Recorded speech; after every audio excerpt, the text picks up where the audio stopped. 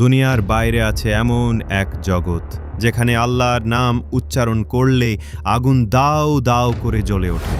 শতাব্দী ধরে অভিশপ্ত এক রাজ্য যেখানে মানুষের আত্মা বন্দী আর ইমানের আলো চাপা পড়ে শয়তানের ছায়ায়।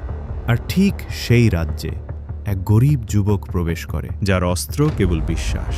সে এসেছে যুদ্ধ করতে অদৃশ্য শত্রুর সঙ্গে, নাকি হারিয়ে যাবে সেই অন্ধকারে। এটি শুধু এক যুদ্ধ নয়, এটি ঈমান, ভালোবাসা ও আত্মত্যাগের এক অলৌকিক কাহিনী। শুরু হচ্ছে জিনদের অভিশপ্ত রাজ্য ও একজন মুসলিম যুবকের ঈমানী যুদ্ধ। এমন এক গল্প যা একবার শুনলে হৃদয় আর আগের মতো থাকে না। আয়মান এক দরিদ্র মুসলিম যুবক। ছোটবেলা থেকেই সে ছিল একা, নিঃসঙ্গ আর অনাথ। তার বাবা মা এক দুর্ঘটনায় মারা গিয়েছিল। তখন সে মাত্র 6 বছরের শিশু। তাকে কেউ দত্তক নেয়নি, কেউ আশ্রয়ও দেয়নি। তবে আল্লাহ ছিল তার একমাত্র অভিভাবক। সে বেড়ে ওঠে এক পরিত্যক্ত পাহাড়গেরা অঞ্চলে। এক বুড়ো মাদ্রাসা শিক্ষকের কাছ থেকে কুরআন শেখে আর পরিশ্রম করে জীবন কাটায়। আয়মানের দিন কাটত কাঠ কেটে, কখনো নদীর ধারে মাছ ধরে, আবার কখনো লোকের বাড়িতে খেটে। কিন্তু তার অন্তরের ভেতর ছিল এক অদ্ভুত প্রশান্তি। সেদিনে 5 বার সালাত আদায় করত, রাতে কুরআন তিলাওয়াত করত এবং সর্বদা আল্লাহর উপর ভরসা রাখত। একদিন বিকেলে সে গভীর জঙ্গলে কাঠ কাটতে গিয়েছিল।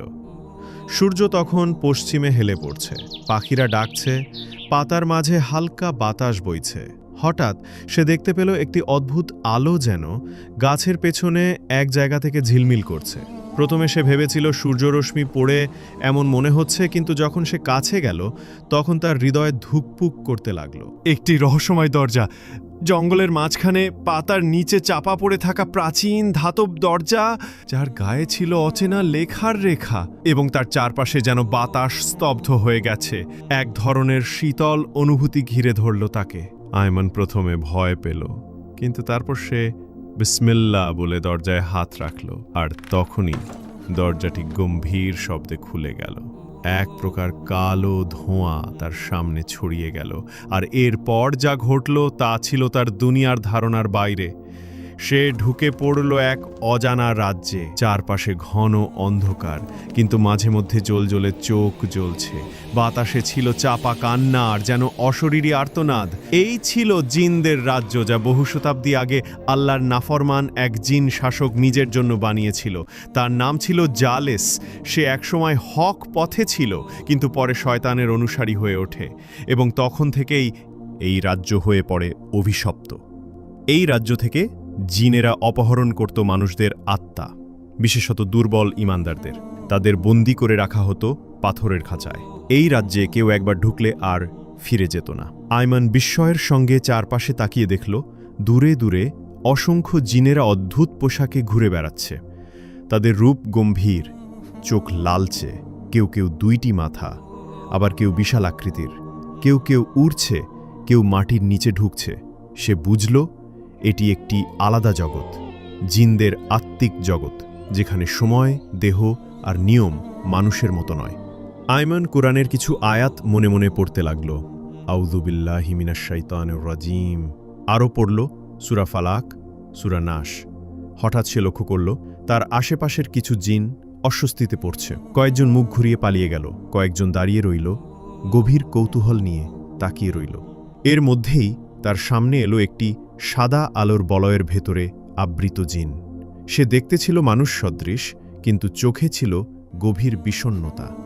সে বলল, তুমি এখানে কিভাবে এলে মানব? আয়মান উত্তর দিল, আমি জানি না, আমি শুধু আল্লাহর নামে এখানে প্রবেশ করেছি।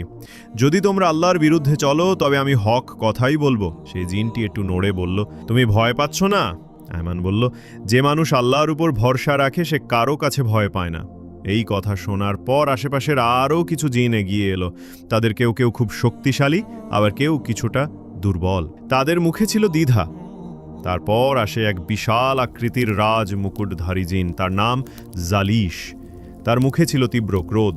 সে গর্জন করে বলল, মানব, এই রাজ্যে মানুষের প্রবেশ নিষিদ্ধ, আর তুমি কুরআনের আয়াত পড়ে আমার সৈন্যদের দুর্বল করছো। আয়মান সাহস নিয়ে দাঁড়িয়ে রইল, বলল, এই রাজ্য কোনো মানুষের নয়, কোনো জিনের নয়, এটি আল্লাহর সৃষ্টি, আর আল্লাহর উপর যারা ঈমান এনেছে তারা কোথাও পরাভূত হয় না।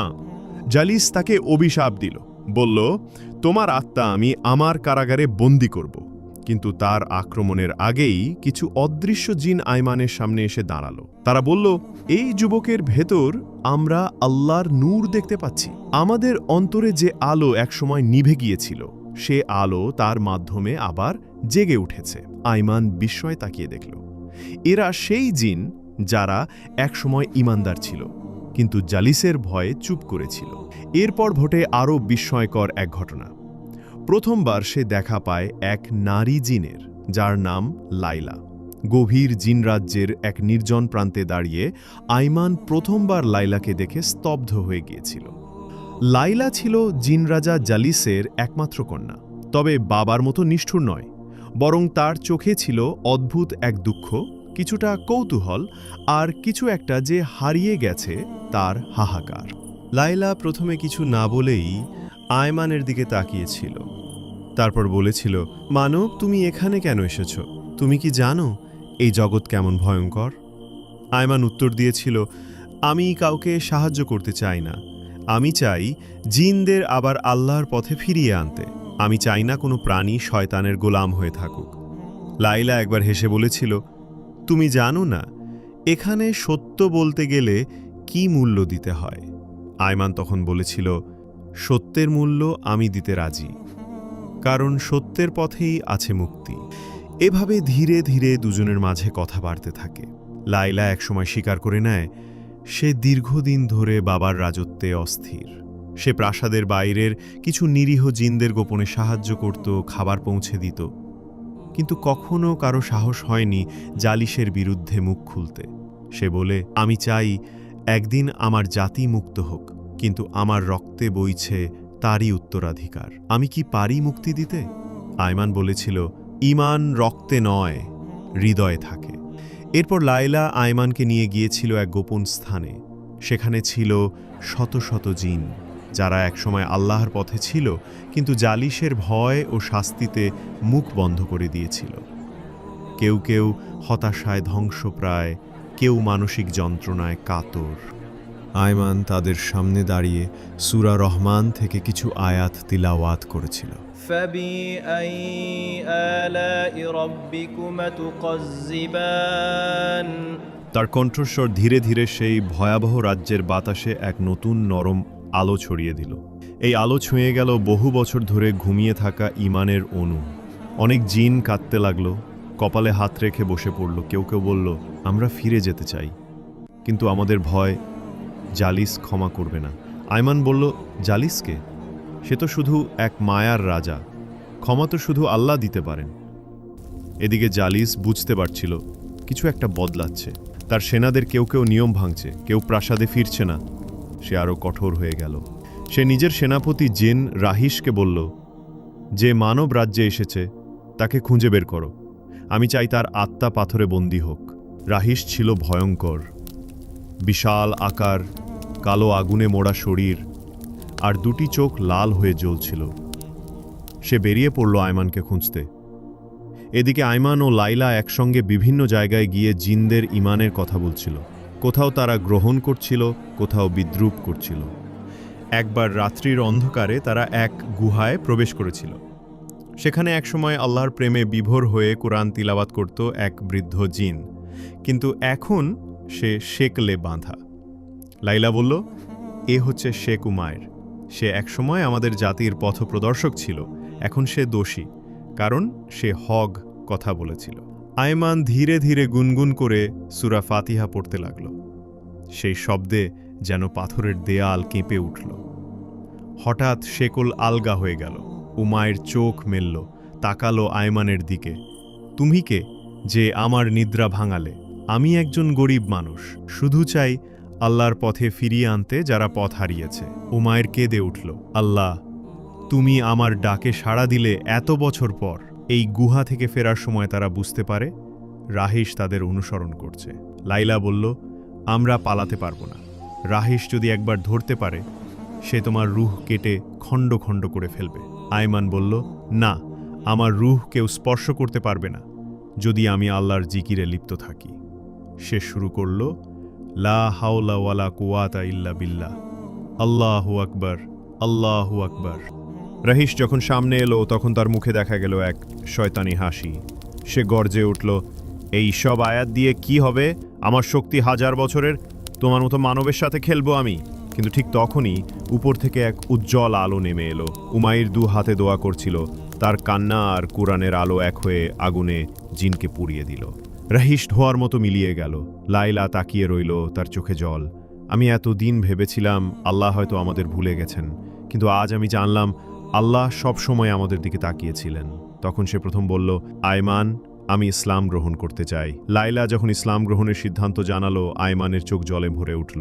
সে বলল, তুমি শুধু আমার পথের সাথী নও, তুমি এখন আমার দ্বীনের সাথীও। তারা একটি পরিত্যক্ত গুহায় দাঁড়িয়ে হাতে হাত রাখল। আয়মান বলল, আশহাদু আল্লা ইলাহা ইল্লাল্লাহ ওয়া আশহাদু আন্না মুহাম্মাদান আবদুহু ওয়া রাসূলুহু। লাইলা প্রতিটি শব্দ উচ্চারণ করল স্পষ্ট ও দৃঢ় কণ্ঠে। একটি অস্পষ্ট আলো নেমে এলো গুহার ছাদ থেকে, যেন জিনদের অভিশপ্ত রাজ্যে বহু বছর পর আল্লাহর নূরের জ্যোতি ছড়িয়ে পড়ল। কিন্তু সুখ বেশিক্ষণ টিকল না। জালিশ খবর পেয়ে গর্জে উঠল, আমার কন্যা এক মানবের সঙ্গে মিত্রতা করেছে আর সে ঈমান এনেছে। এই বিশ্বাসঘাতকতা! সে অবিলম্বে ঘোষিত করল, আয়মানকে গ্রেফতার করতে হবে, আর লাইলা, তাকে আমি আমার হাতে শাস্তি দেব। তার সৈন্যেরা ছড়িয়ে পড়ল। উমাইর বলল, তোমরা পালাও আয়মান, সময় নেই। কিন্তু আয়মান বলল, আমি পালাতে আসিনি, আমি এসেছি যুদ্ধ করতে। এই রাজ্যের জিনেরা এখন আর আগের মতো অন্ধ নয়, এবার সময় এসেছে প্রতিরোধের। লাইলা বলল, আমি তোমার পাশে থাকব, এখন থেকে নয়, চিরদিনের জন্য। তারা উমায়ের ও আরও কিছু ইমানদার জিনদের নিয়ে গোপনে যোগাযোগ করল। তাদের মধ্যে যারা বিশ্বাস করেছিল তারা এই বিদ্রোহে সামিল হলো। নারী জিনেরা খাবার তৈরি করল, তরুণ জিনেরা অস্ত্র বানালো।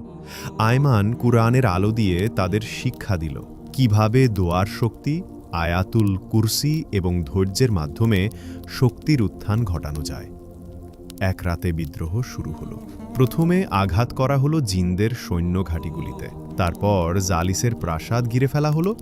জালিস তলোয়ার হাতে বেরিয়ে এলো, তার চোখে আগুন। তার কণ্ঠ গর্জে উঠল, আল্লাহর নামে যুদ্ধ করবে?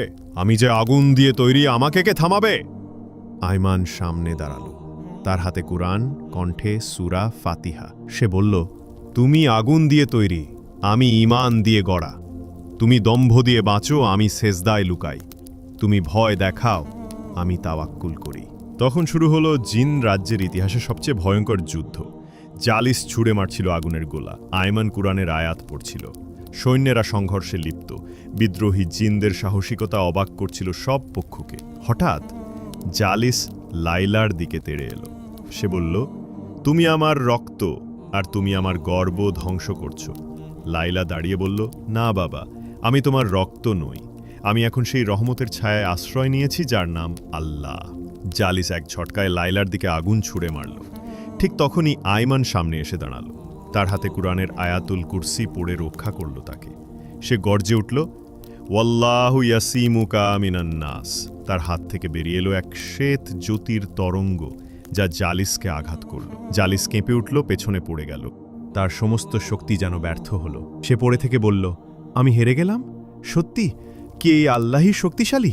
উমায়ের সামনে এলো, বলল, হ্যাঁ জালিস, আজ তোমার অহংকারের সমাপ্তি হলো। ফিরো, তাওবা করো, এখনো সময় আছে। কিন্তু জালিস মাথা নিচু করে বলল, আমার হৃদয় পাথরে পরিণত হয়েছে, আমাকে আর ক্ষমা করবে না কেউ। সে ধোঁয়ার মতো মিলিয়ে গেল। পুরো জিন রাজ্য স্তব্ধ হয়ে গেল। অন্ধকার সরে গিয়ে আলো ফুটল। সব জিন মাথা নিচু করে বলল, আল্লাহু আকবার, আমরা ফিরে এসেছি, আমরা আবার ঈমান এনেছি। লাইলা কাঁদছিল। আয়মান তার কাঁধে হাত রাখল। তুমি আজ শুধু একজন নারী নও, তুমি একজন মুমিনা, তুমি ইতিহাসের অংশ। পরের দিন বিদ্রোহীরা সবাই মিলে জিন রাজ্যে একটি বড় মজলিস করল।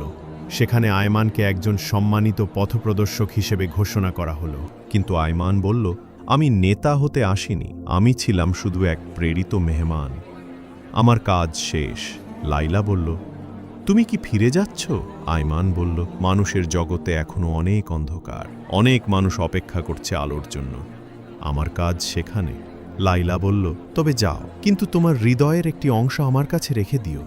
আয়মান হাসল, আমার হৃদয়ের আলো তো সেই আল্লাহর কাছ থেকে, যার প্রেমে আমরা এক হলাম। বিদায় মুহূর্তে সমস্ত জিন একত্রে দাঁড়ালো। উমাইর আয়মানের কপালে চুমু দিল। তুমি ইতিহাস তৈরি করলে আয়মান, আল্লাহ তোমার সঙ্গী হোক। তখনই এক উজ্জ্বল আলো ঝলসে উঠল, আর আয়মান ধীরে ধীরে মানুষের দুনিয়ায় ফিরে এলো। আয়মান সেই পুরনো পাহাড় ঘেরা অঞ্চলেই দাঁড়িয়ে, তার পিঠে ছোট একটি ব্যাগ, হাতে একটি চকচকে জিনিস। এটা সেই উপহার যা জিন রাজ্য থেকে তাকে দেওয়া হয়েছিল, একটা নূরের ঘণ্টা। যখনই সে কোথাও কোনো অন্যায় দেখবে বা কাউকে সাহায্য করতে চাইবে, সে ঘণ্টাটি বাজাবে আর সাহায্য আসবে। সে দূরের আকাশের দিকে তাকিয়ে বলল, হে আমার রব, তুমি আমাকে সঠিক পথ দেখিয়েছ, এখন আমাকে প্রেরণ করো যাদের আলো দরকার তাদের দিকে। সে হেঁটে চলল নতুন আলোর পথে।